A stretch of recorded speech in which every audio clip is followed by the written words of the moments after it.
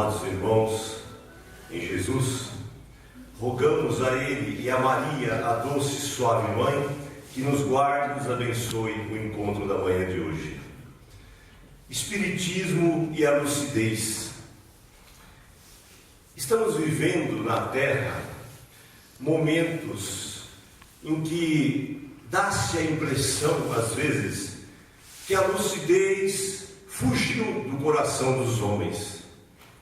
Atitudes translocadas, atos planejados, sem nenhuma lucidez aparente, porque estamos no século XXI. Já se fala aos quatro cantos sobre o amor ao próximo. A Terra já não pode mais alegar os seus habitantes, naturalmente, ignorância acerca do respeito ao seu semelhante, seja pela via do cristianismo e suas correntes, seja pela via do islamismo e suas correntes, seja pelo velho judaísmo, pelo pensamento hinduísta, pelo pensamento dos profetas e dos poetas da velha China. O mundo está conectado. Vivemos uma revolução tecnológica. Pensamos, tomamos uma atitude, fazemos uma selfie e logo aquilo se espalha pelos continentes. Homens têm feito atos de terrorismo transmitindo online, para que todos aqueles que queiram assistir possam acompanhar o seu ato translocado, sem nenhuma lucidez. Assistimos catástrofes já anunciadas e as câmeras estão ali posicionadas para registrar o mal feito, a falta de respeito, a falta de trato para com a natureza ou para com o próximo. Então o mundo conversa, trocamos ideias, trocamos imagens. Então, às vezes nos perguntamos, e a lucidez? Chefes de estados sem nenhuma lucidez, dando recados online, tuitando, mandando mensagens agressivas, como se fosse um garoto de 13, 14, 15 anos, como aqueles que eu os tenho em sala de aula, que para um garoto é compreensível, mas para um homem. E aí lembramos do apóstolo Paulo, muito lúcido. Quando eu era menino, eu pensava e agia como menino. Agora que sou homem, devo agir e pensar como homem. Lucidez. Então a lucidez, ela precisa voltar para as práticas cotidianas. Não é possível que um grupo de pessoas se reúna numa praça, ligue o som dos seus carros e dance a noite inteira, sem nenhuma lucidez, sem pensar se está incomodando ou não os vizinhos. Não é possível que alguém apresente armas nas redes sociais e divulgue aquilo como se fosse um souvenir, algo que não trouxesse nenhum malefício. E aponta e mostra o resultado, às vezes, do crime, os valores adquiridos, sem nenhuma lucidez. Moças apresentando seus corpos, sem nenhuma lucidez, sem nenhuma análise. Quem é que vai recepcionar aquelas imagens, o que irão fazer? Vivemos um momento em que todo mundo é feliz na internet. Todas as pessoas passeiam todas as festas deram certo, todos os lugares que visitam, turísticos, está tudo certo, tudo lindo. Todo mundo é belo nas redes sociais, sem nenhuma lucidez. E aqui não é nenhuma crítica que a gente não possa tirar, fazer uma imagem, postar de um passeio, disso, daquilo, outro. Mas é que junto vem o kkk, junto vem o sorriso, junto vem a mentira, junto vem a ofensa. Junto vem, olha como eu sou poderoso, poderosa, olha o que eu posso, e você não. A afronta, sem nenhuma lucidez. E quando nós pegamos a doutrina dos Espíritos, nós vamos ver como a espiritualidade é lúcida. Que doutrina maravilhosa.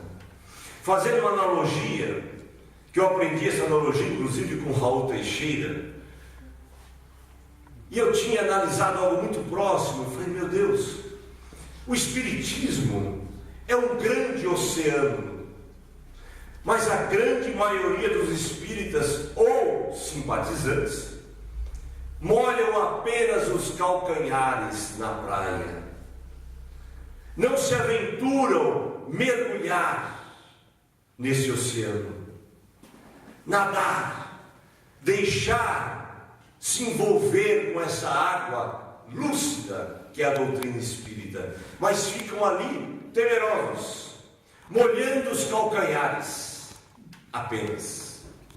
Uns logo alegam, não posso me envolver muito, porque afinal de contas tenho medo dessa coisa de espírito, vai que eles ficam comigo e não vão embora. Que bom, que fique, que você converse, que troque uma ideia, que aprenda alguma coisa, que peça perdão, que demonstre que você não é mais aquela pessoa que era. Outros alegam não ter tempo. Eu não tenho tempo para essa situação da doutrina espírita, porque afinal de contas, depois que entra nisso, não pode sair, e se sai, como é que fica, e eu não posso, e alegam uma série de coisas. Outros não querem estudar. E o que te impede de estudar? Quando temos na palma da nossa mão os smartphones, celulares modernos, em que você pode puxar ali um curso, você pode assistir uma palestra, você pode participar de um debate, de uma roda de conversa, você pode trazer os livros que você quiser ali na palma da sua mão. Não precisamos mais estar dentro de um centro espírita para estudar. Eu às vezes assisto lá no estacionamento da minha escola, eu assisto, enquanto tem um intervalo ali de 20 minutos, eu assisto uma palestra, eu faço uma pesquisa, eu faço uma reflexão, tudo online. Porque a doutrina espírita, ela não é doutrina das coisas antigas, ela tem o seu passado. Mas o próprio Emmanuel nos orientou que o Espiritismo entraria pelos telhados. Não é só o telhado físico das casas que irão receber as ondas das informações daquilo que as redes sociais, que a tecnologia, que a TV, que o rádio vai trazer, mas o telhado da nossa cabeça, o nosso telhado. Então recebemos informação, e aqueles que se aventuram mergulhar um pouco mais nesse oceano, se conectam com os espíritos. Oramos pelo irmão e ele nos liga. Oramos pelo irmão e ele sonha com a gente. Lucidez. A doutrina espírita, nós temos que resgatar essa lucidez. Olha o que acontece às vezes no meio espírita, com muita frequência. Ah, foi o Chico que falou. Mas você estava lá? Foi atrás para ver se é verdade? Tem base? Porque às vezes não foi o Chico que falou.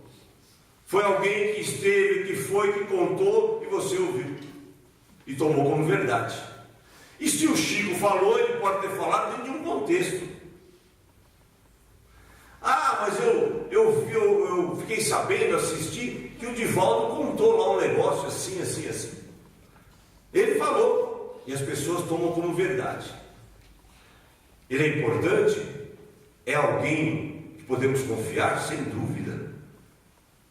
Já mostrou a sua seriedade.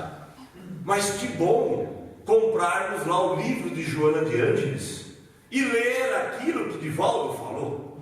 Não para pôr em dúvida o que Divaldo, o que Raul, o que o Chico, o que o nosso irmão Rezende já falou tantas vezes, tantas histórias, e de outros. Mas é muito bom. Ah, Jesus disse. Está onde? Que apóstolo que registrou? Está lá na Bíblia? Em que versículo, em que capítulo, em qual parte? Vamos lá. Não para afrontar, para aprendermos. E tem pessoas citando coisas da Bíblia que nem está na Bíblia. Só se for lá que ela está escrevendo. Mas não está lá. Tem coisas que citam que não está no livro dos Espíritos. Vamos voltar e estudar com lucidez. O espírita, ele tem uma responsabilidade.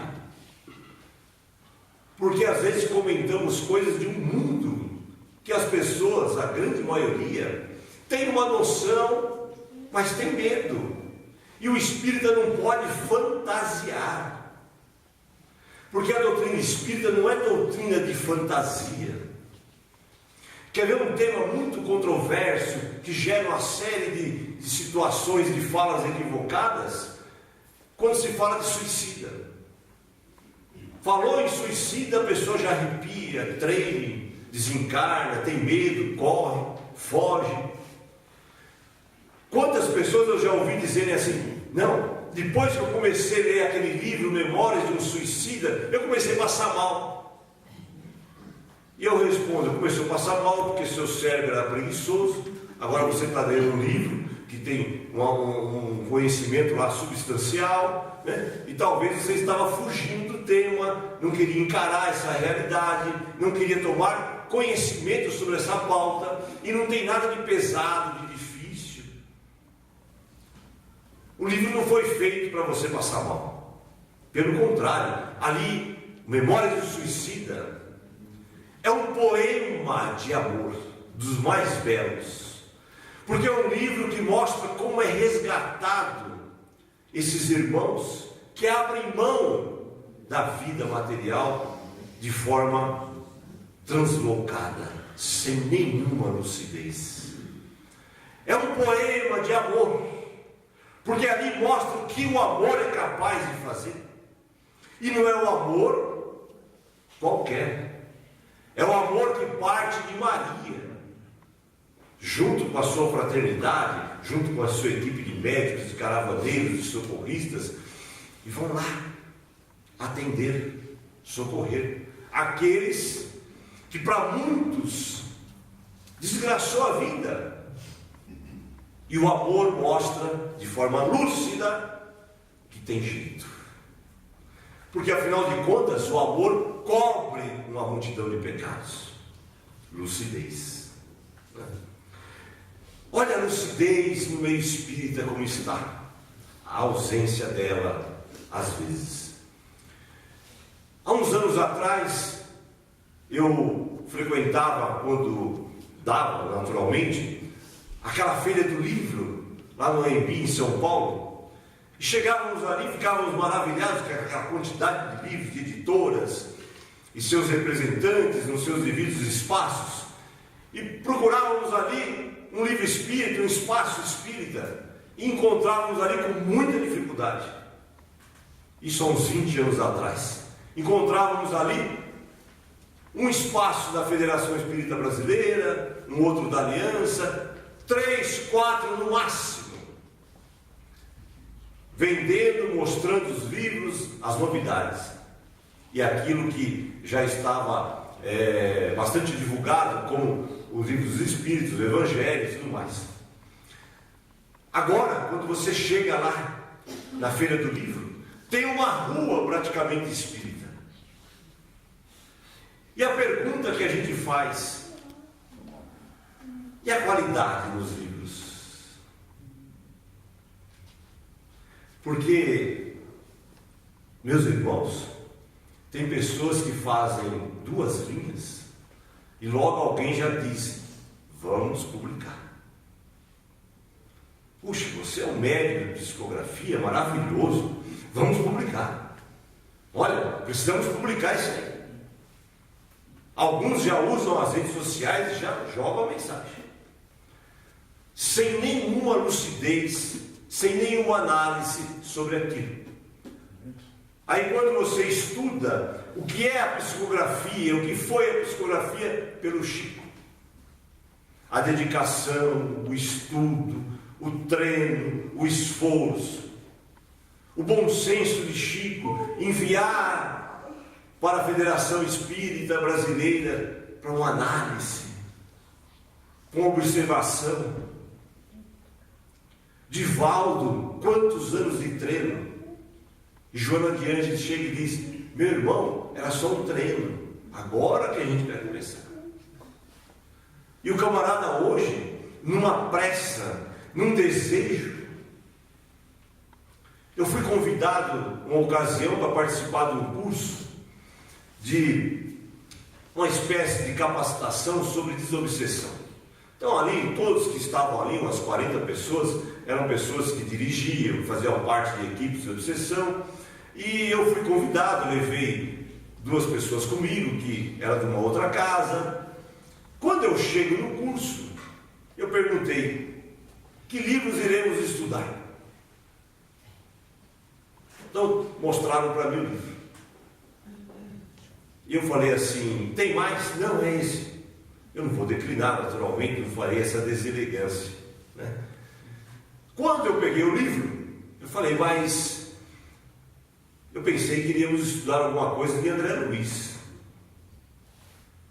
Pensei que iríamos estudar alguma coisa aqui de Ivone do Amaral Pereira. Alguma coisa de Divaldo. Mas vamos lá, né? Vamos encarar. Na primeira aula, o cidadão já cita uma situação do mundo espiritual em que a presença da organização e do belo, e eu sou professor de arte, eu sei o que é o belo, o clássico que os gregos criaram. Eu sei o que faz um ângulo de 90 graus, a retidão, o ângulo correto. Eu sei o que faz o compasso. E o livro relatava uma região umbralina, povoada por espíritos doentes, voltados para o campo do mal, mas a arquitetura do ambiente que o livro descrevia era tudo organizado. Tudo belo, polido, limpo, com elevador, vidros, não sei o quê. Eu falei: meu irmão, fui até o dirigente do trabalho e falei: você me desculpa, mas eu não concordo. Porque uma mente doentia, ela é incapaz, principalmente no mundo dos espíritos, de construir algo tão belo.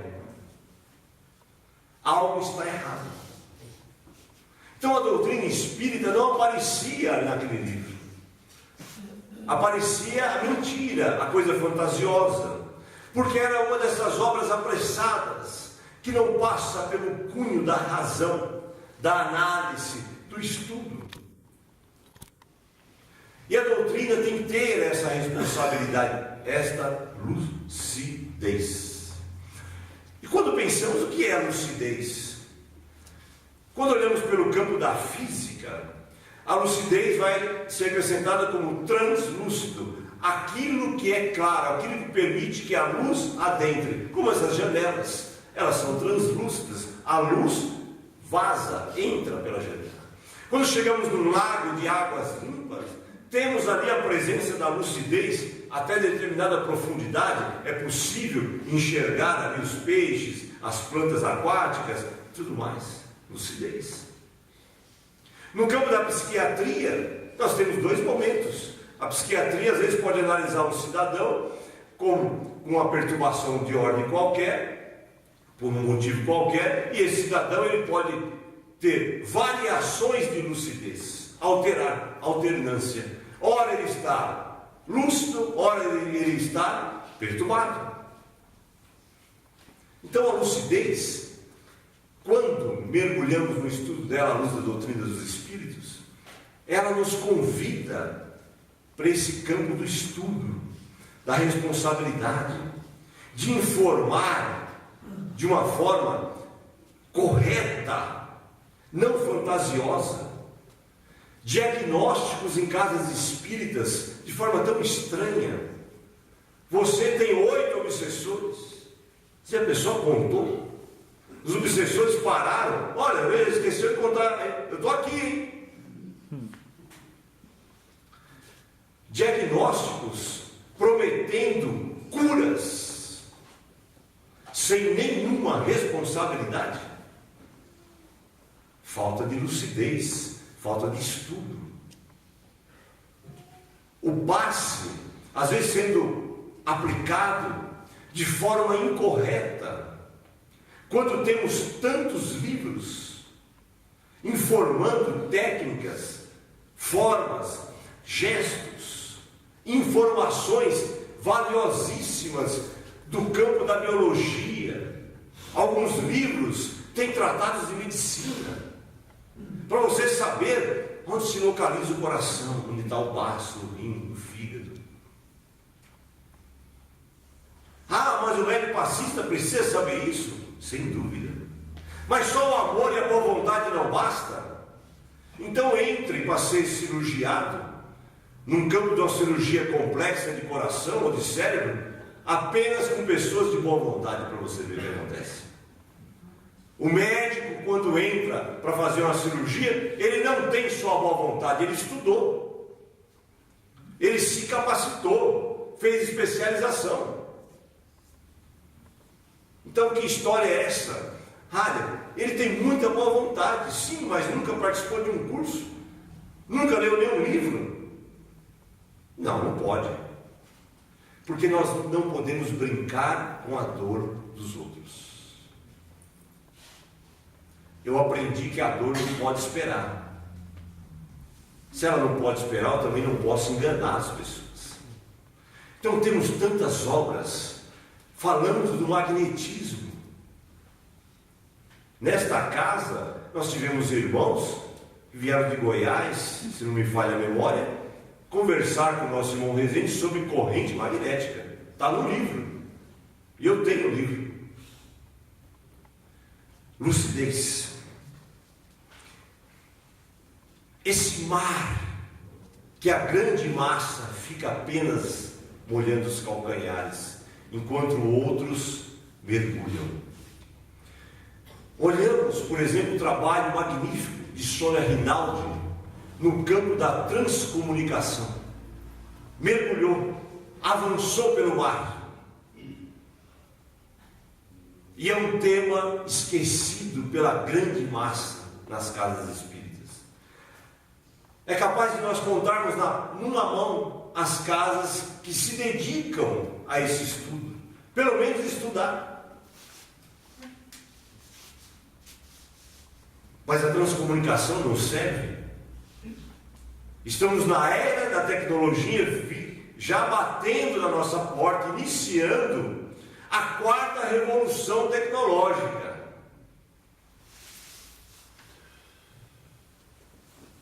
Como é que pode? E tem casa espírita que só falta pegar seu celular na porta.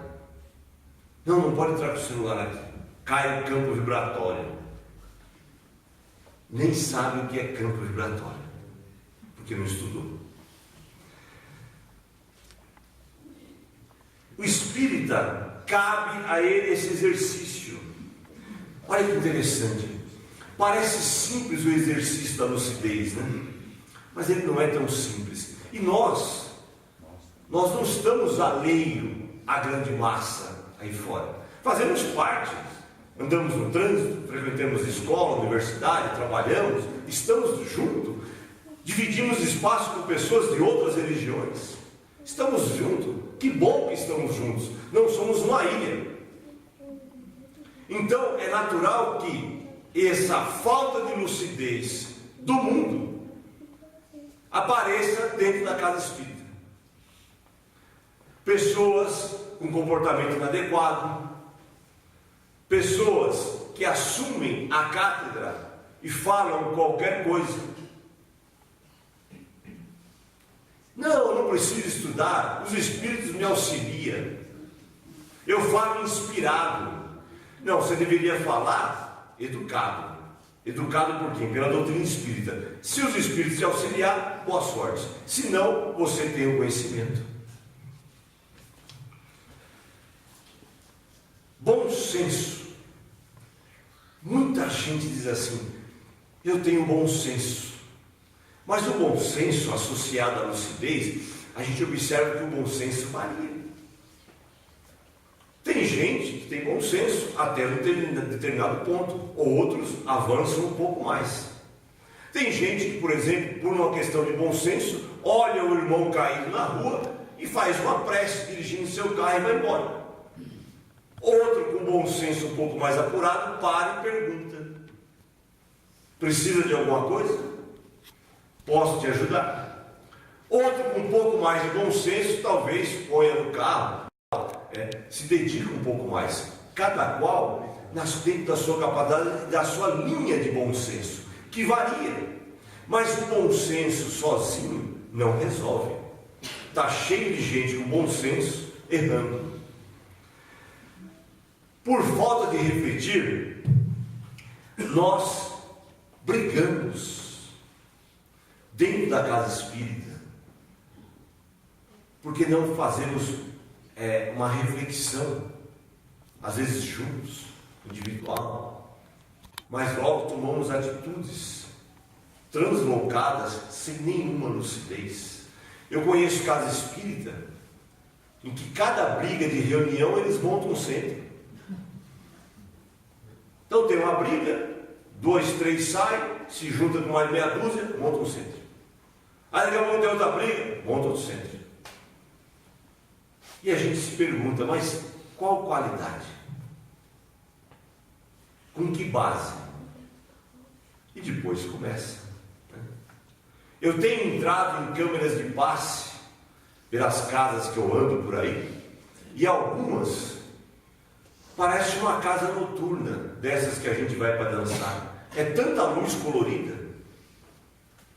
Eu entrei num outro dia que tinha lá a presença da luz negra. Quando eu entrei, eu acendi. Eu falei, será que eu estou com o meu campo vibratório assim? E era uma luz negra que deixava a roupa branca, detalhes da roupa fluorescente, um pouco mais acesa. Eu me sentia um vagalume. E para ajudar o passista nessa casa, os passistas todos trabalham de branco. Então, e se eu olhava assim, aquilo doía os olhos. Eu falei, meu Deus, quanta falta de lucidez. Chegamos numa outra casa e o dirigente me leva para conhecer a câmara de passe. Evandro, venha ver a reforma que eu fiz aqui. Eu falei, puxa, uma reforma, né? Fui lá. Quando eu entrei, não tinha piso e não tinha cadeira. Tinha troncos de árvore e o chão de terra batida. Eu falei, meu irmão, a reforma ainda está acontecendo. Ele falou, não, já está pronta, isso aqui é a reforma. Agora a energia vem direto da terra, sem passar pelo azulejo, pelo piso. Isso aí estava atrapalhando. E a cadeira de plástico isolava o campo energético, atrapalhando que a pessoa recebesse. Então a madeira, como é da natureza, agora está tudo certo. E eu falei, meu Deus do céu, quanta falta de lucidez. Porque a doutrina espírita nos ensina a termos conforto. Não há necessidade de um chão de piso batido, de terra batida, como as casas de pau a pique, que o camarada não punha lá um piso porque não tinha dinheiro. Mas no centro espírita nós temos conforto. Quem diz que a doutrina espírita é uma doutrina para miseráveis? Não.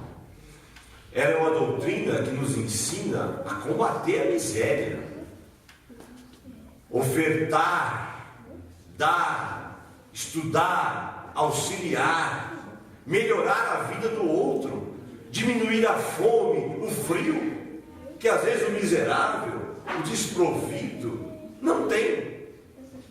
Agora vamos voltar para a caverna por falta de lucidez. E olha que interessante, aonde às vezes reside a falta de lucidez, uma coisa chamada preguiça mental. O que tem de gente com a preguiça mental, eu lido o dia inteiro com gente assim. Uma preguiça, às vezes física e às vezes mental. Você pede para ler, mas esse livro é muito grosso. O Evandro, você recomendou um livro muito grosso. Porque eu tenho um trabalho que eu faço no Paz e Amor em que eu oriento pessoas, né? E os bons espíritos, eu acho que utilizando o fato de eu ser professor e ler muito, então às vezes eles falam, peça para que a pessoa leia tal livro, porque naquele livro estará a resposta para aquilo que traz dificuldade, que traz desassossego para aquela alma. E às vezes eles recomendam até 2. E a pessoa diz logo assim, Evandro, eu procurei e não achei o livro. Eu falei assim, olha meu irmão, passar por orientação comigo é complicado, porque se você não achar, eu tenho. Eu te empresto. E existe uma coisa chamada sebo. E lá no sebo tem. E tem livros que estão em PDF. E aí eu falo, você entra em tal site, você entra lá no sebo tal, que tem. Mas a pessoa na primeira livraria, que provavelmente nem é espírita, ela entra, não tem. Que bom que eu não achei. Né? Os espíritos vão entender, mas não vão entender. Vão entender que você é um preguiçoso mental. Outros adquirem lotes, compram livros para encher as estantes. Aí você percebe como um espírita, e eu de vez em quando eu faço um teste. Falou, deixa eu dar uma olhada. O livro não tem uma gordurinha, não tem um sebinho, uma mancha de dedo sujo, não tem uma anotação a lápis, a caneta, as folhas estão intactas. Nunca foi lido. Nunca foi lido. O meu evangelho cai páginas, está tudo rabiscado, anotado, né? O meu memória de um suicida, todas as páginas estão soltas. E eu agora venho para comprar livro usado, velho, que aí ele já está anotado, né? É o preguiçoso Evandro, que aí eu não preciso anotar, já tem uma anotação que eu de repente passei despercebido. Eu tenho livros em duplicidade, porque eu tenho medo que acabe. Porque as pessoas estão tão sem lucidez que daqui a pouco não leem mais. Como é que pode? Só o Chico, em torno de 460 livros. Em torno. Alguns biógrafos falam 475, outros falam 440, mas em torno de 460 livros. Divaldo já passou dos 250. Raul Teixeira deve ter mais uns 100. Ivone do Amaral Pereira, uns 25. E outros? Emílio Camargo Miranda, tantas obras magníficas. Leon Denis, tem um livro que os espíritas têm corrido dele, por falta de lucidez. Poucos leram essa obra, O Céu e o Inferno. É o livro menos lido. Não se estuda essa obra. Mas aí depois a pessoa tem um pai, a mãe, um parente, um ente querido qualquer, desencarna e a pessoa vem na casa espírita e fica querendo saber, e quer notícia, e quer isso, e quer aquilo e tal, né? Às vezes me procura, Evandro, você tem visto meu pai, você tem visto minha mãe? Né? Não tem. Puxa, mas ele desencarnou. Seguinte, estude lá o livro do Céu e Inferno. você vai ter uma noção de onde seu pai está, de onde sua mãe está, para onde você vai. Precisa estudar. Claro que é muito bom, gente, quando nós encontramos um médium de tarimba, de confiança, que ele traz uma boa notícia, que ele diz assim: olha, seu pai, sua mãe, seu filho, né, a sua esposa, o seu esposo está lá. Apesar que de esposo ninguém quer saber onde está. Ninguém quer saber. Morreu, se você é esposo, esqueça. Né? Só se você já passou dos 30 anos casado, ela ainda vai se preocupar. Mas se for aquele casamento de 2, 3 anos, esqueça, se você morrer, ela não vai querer saber. E você cuida da sua vida também do lado de lá, deixe ela para cá e está tudo certo. Lucidez. Pessoas que às vezes nos procuram dizendo assim: olha, Evandro, meu pai morreu, eu sinto ele lá em casa. Eu digo: que bom. Não, mas eu vim aqui, gostaria, não tem um trabalho, uma oração para tirar. Falei: mas a casa é dele. Quem comprou a casa? Eu pergunto: foi meu pai. Ele que fez, sim. Ele era um homem bom, honesto. Ou mesmo que ele não fosse, a casa é dele. Deixei passar uns dias lá, qual o problema? Não vou orar, não. Vou orar para ele ficar mais um tempo lá. E por que é isso? Que falta de respeito é esse? Que bom que papai ainda passou lá em casa, está uns dias lá, e depois ele vai cuidar da vida dele. Mas por hora, deixe-o, ore, aconchegue, converse. Pessoas que dizem: eu estou sentindo a presença de espíritos lá em casa. Converse com eles. Se eles estão na sua casa, não estão na minha, bata um papo com eles. Ore, faça o evangelho no lar.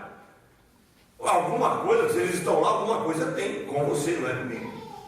Claro que a gente não nega ajuda, porque a doutrina espírita nos ensina. Então, minha irmã, meu irmão, vamos levar o caso com um trabalho de obsessão para a gente fazer uma análise, porque nem tudo é processo obsessivo, que é outro equívoco por falta de lucidez.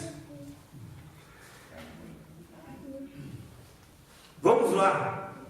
Olha que interessante. A doutrina espírita, não há em nenhum livro da base, não há uma mensagem segura que diga assim: vocês não poderão ler outras obras a não ser as espíritas. Não. O espírita, por estar numa doutrina lúcida, nós somos convidados.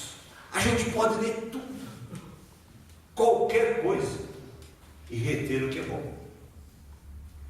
Porque às vezes a pessoa faz parte de uma religião em que o chefe, o líder religioso, diz assim: olha, você só pode ler a Bíblia, que já está bom. Principalmente se ela só ler a Bíblia e colocar em prática, está ótimo. Mas eles proíbem às vezes as pessoas, dificultam.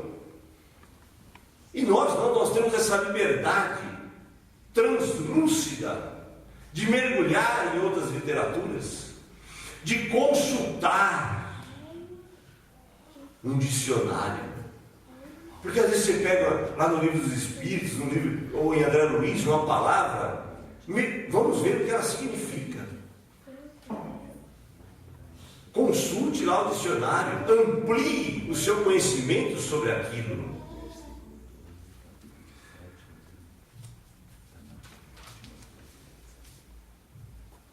Já falei aqui sobre essa questão da preguiça mental, mas eu vou voltar. Jean-Pierre Changot, francês, professor, escritor de livro, pesquisador, trabalhou no hospital israelita em Israel. Pode parecer redundante, mas existe hospital israelita fora de Israel. Trabalhou em pesquisas na Universidade de Harvard, pesquisas na própria França, na Universidade de França. E ele, nos seus estudos, no livro O Homem Neuronal, que eu adquiri esse livro porque eu ouvi sobre esse livro, e adquiri esse livro para estudar, que ele chama atenção sobre a questão da preguiça mental, e ele desmistifica essa questão da preguiça mental. Porque alguns setores da sociedade dizem assim: não, fulano não deu muito certo, né? Ele tem dificuldade de ler, porque afinal de contas passou fome, passou dificuldades, foi mal nutrido, o cérebro não desenvolveu, né? Sempre tem desculpismos. E nessa obra, Pierre Chanjou, ele diz o seguinte: Albert Einstein passou fome na infância, teve dificuldades na mocidade, e olha o que ele fez com o seu cérebro. Pessoas que usaram o cérebro na faixa dos 10%, quando a grande maioria fica em torno de 3%, 5%, 4%, 3, alguma coisa, porque são preguiçosos mentais, não querem estudar, porque pegam tudo pronto, não mergulham, não fazem estudos casados,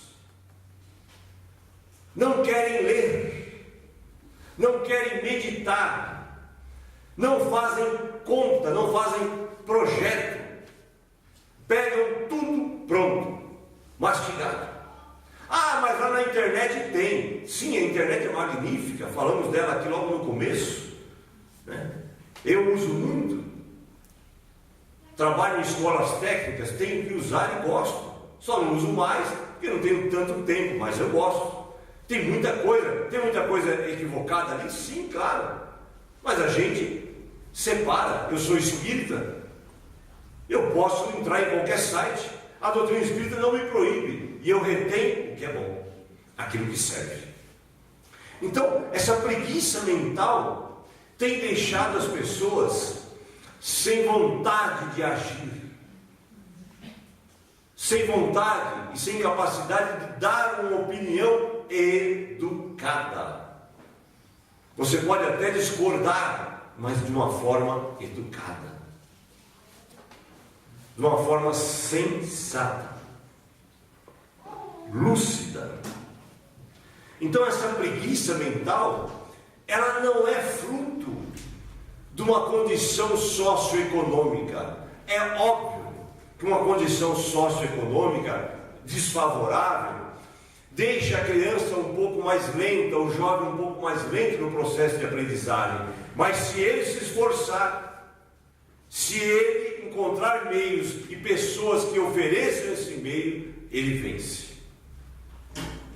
Agora nós almoçamos, jantamos, a grande maioria, tomamos o nosso suco, fazemos o nosso de jejum e temos o conforto da nossa casa e não lemos. O que os espíritas estão fazendo com a doutrina? Enxertando coisas no meio da doutrina espírita que não tem nada a ver com o espiritismo, trazendo espíritos que eu tenho chamado de novidadeiros. Adoram a novidade, adoram colocar uma luz, uma lâmpada onde não precisa, adoram pintar uma parede de uma cor de outra, confundem as coisas, adoram criar um uniforme, crachá, mas não enxergam a fome. Mas às vezes não enxergam que no meio ali do público tem alguém chorando, tem alguém em desespero, tem alguém precisando de um ombro amigo. Dificultam o acesso a mantimentos. Eu estava numa casa e uma família chega faminta pedindo o de comer, e logo alguém diz: mas hoje não é o dia. O dia de dar alimento foi tal dia. Mas o senhor não pode me arrumar pelo menos 1 quilo? Estou com fome hoje. Olha que lucidez do faminto. Estou com fome hoje. Não, a pessoa que tem a chave não chegou ainda. Então tem casas espíritas assim. Claro que a organização, a ordem faz parte do processo. Você adequar um dia, então se adequa lá um sábado para dar a cesta básica, se adequa um dia para fazer um bazar, para que as roupas, os livros, aquilo que foi doado, como tantas vezes eu vim aqui em almoços, cantei o bingo junto com a dona Darcy, fiz palestra para depois nós almoçarmos. Então tem uma ordem, mas se alguém bate a sua porta faminto, a chave não está na casa, está com o dono da chave.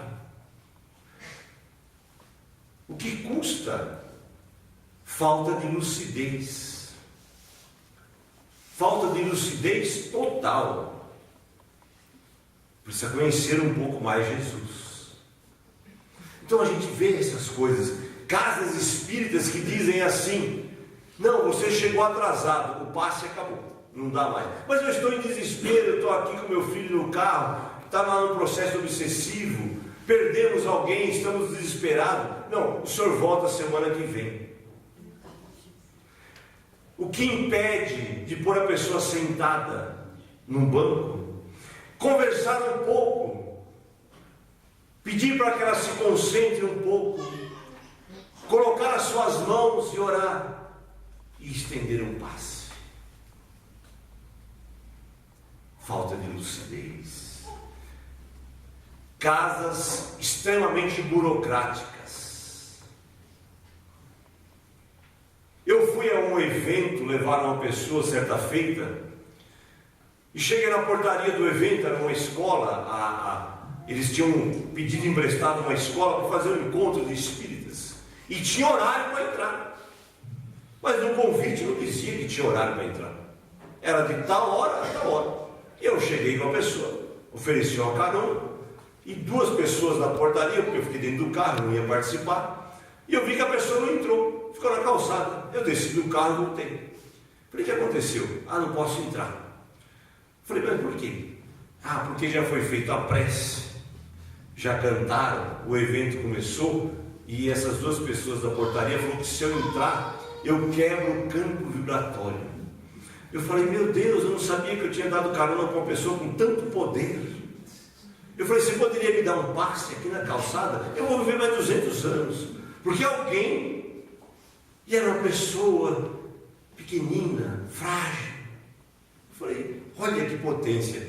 Aí eu peguei, conversei com os dois irmãos e falei: não, Evandro, você pode entrar, porque eu era conhecido, porque eu era orador, porque eu já tinha falado na casa deles. Eu falei assim: e se eu entrar, cai o quê? Não, se você entrar. Eu falei: meu irmão, quanta ignorância. Eu falei assim: olha, a companheira vai entrar. Afinal de contas, eu ofereci carona, encontrei com ela na estrada. E ela entrou. E não caiu nada, eu fiquei lá fora aguardando, porque eu sou desses espíritos assim. Eu falei: vai que eles estão certos, né? Eu falei: nossa, a escola não caiu, né? E fui embora. Falta de lucidez. Falta de lucidez, né? Olha que interessante. O Cristo nos deu um recado: vós sois deuses, podereis fazer o que eu faço e muito mais. Já imaginou, meus irmãos? Com essa faixa, que segundo o livro, né, não estou fazendo propaganda dele, o Homem Neuronal, de Pierre Chanjot, ele diz que a grande massa usa em torno de 3 a 5, e alguns chegam ali a 10. Usando, vamos colocar 10%, nós fazemos pontes, viadutos, trem de alta velocidade, aviões cargueiros, medicina. Hoje se opera aqui e o médico está lá fora dando suporte, lá em outro país.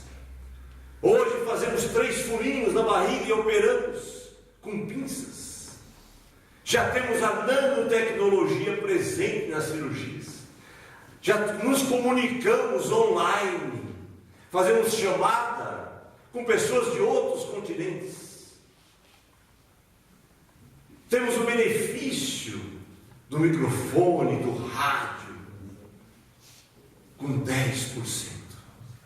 Temos a ONU, Temos as ONGs que cuidam de crianças, de idosos abandonados, com 10%.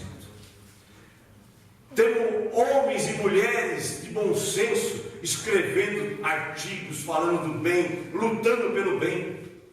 Homens e mulheres resgatando rios poluídos, resgatando áreas que ficaram desertas, apenas usando 10%. Imagina a hora que a gente começar a usar 15, 20, seremos deuses. O que faremos no campo da lucidez com 15%?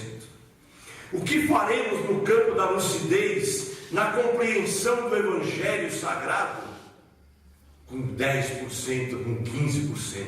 Imagina um médium passista usando a sua capacidade cerebral em torno de 12%, 15%, 20%. Uma mão estendida sobre uma ferida. Já tem médios assim há muito tempo. A minha avó era filha de Maria, católica fervorosa. Já desencarnou, tem 35 anos. Colocava o dedo sobre um dente com dor, porque naquela época as pessoas não tinham acesso a dentistas de uma forma como tem hoje. Isto até o meio-dia, ela falava para mim. Só posso fazer isso até o meio-dia, enquanto o sol está aí. E ela colocava o dedo do lado de fora da boca, sobre o dente doído. Orava e a pessoa cuspia o dente.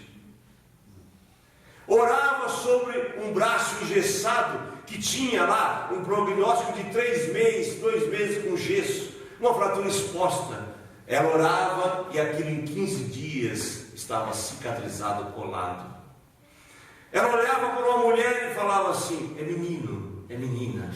O cordão umbilical está em volta do pescoço. Ela está numa posição inadequada. Vamos orar. E a criança. Eu fico imaginando quanto de cérebro minha avó usava. E às vezes você transmite para uma pessoa 20 passes. E toma 1, toma 2, toma 18, 19, 20. Melhorou, meu irmão? Não. Claro que nem sempre a culpa, a responsabilidade é da casa espírita e da equipe passista.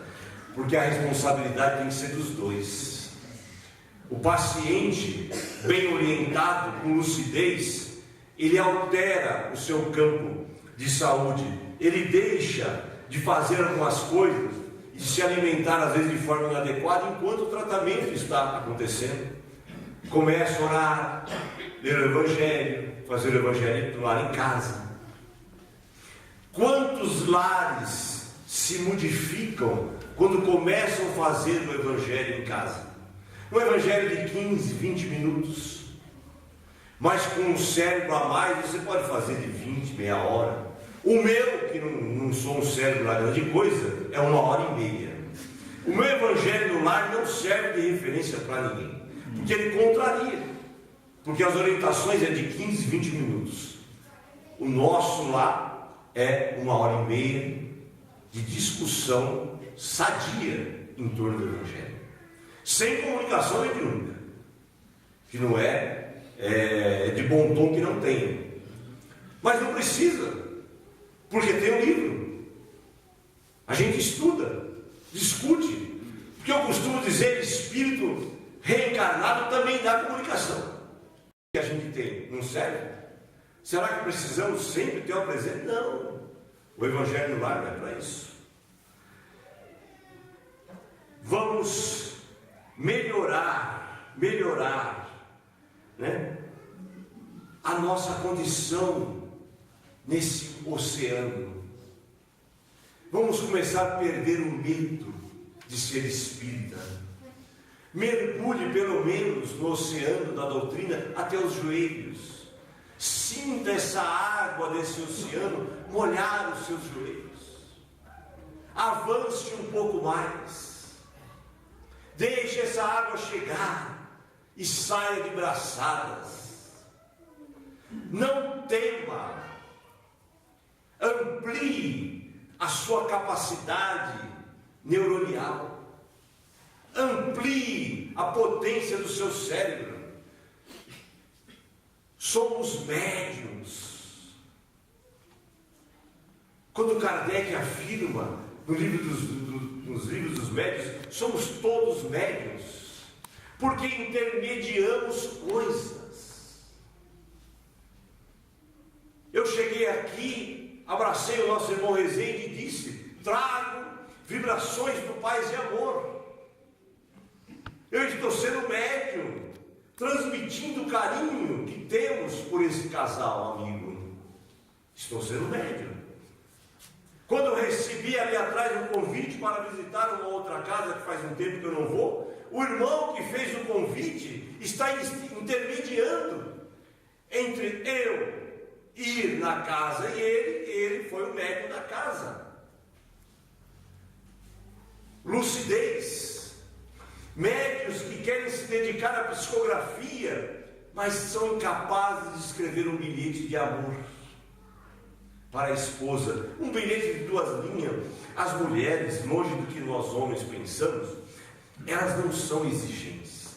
Tem mulheres que querem um diamante, mas se o diamante vir com um papelzinho junto escrito amor, eu te amo, ela vai guardar aquele papel.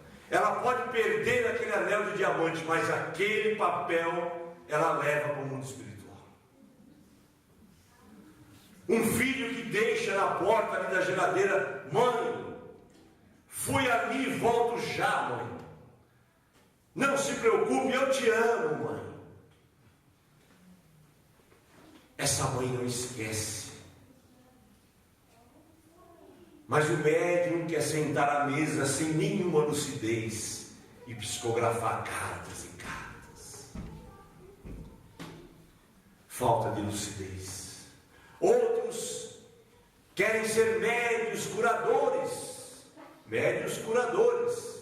na câmara de passe, mas não dão um abraço fraterno junto a um irmão, sem querer fazer propaganda de nada. Estava com umas pessoas num carro e falei: para o carro.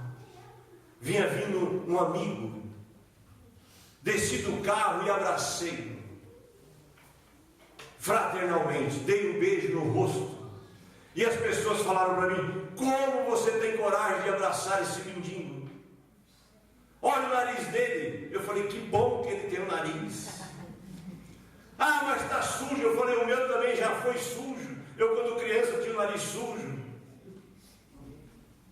E minha mãe não me ensinou a limpar. Pronto, aprendi. Ah, Evandro. Eu falei: não há Evandro. É só um abraço. De um homem cheio de erros e pecados e coisas erradas. É só um abraço. Mas como dar um passe?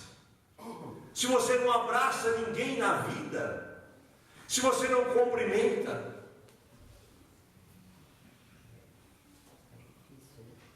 em datas comemorativas, eu falo para meus alunos: fiquem no lugar, não sai ninguém. Eu irei cumprimentar um por um, vou de cadeira em cadeira. Feliz Páscoa, feliz Páscoa, feliz Páscoa. Dou um bombom, bombonzinho simples, porque o professor não tem dinheiro para dar ovo, né? Aí já é pedir demais, né? Eu sou professor do Brasil, mas cumprimento um por um. No Dia Internacional da Mulher, eu digo para eles: fiquem aí. Saem os garotos, fiquem as meninas. E eu faço uma preleção para aquelas garotas. E depois peço para que os meninos entrem, faço outra preleção e cumprimento um por um.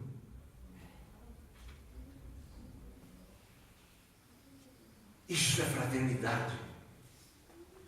Outros médios sonham com a materialização. Ah, eu li, eu vi, não sei o quê. Aprenda a materializar o pão primeiro na mesa do faminto. Divida o seu com alguém que tem fome.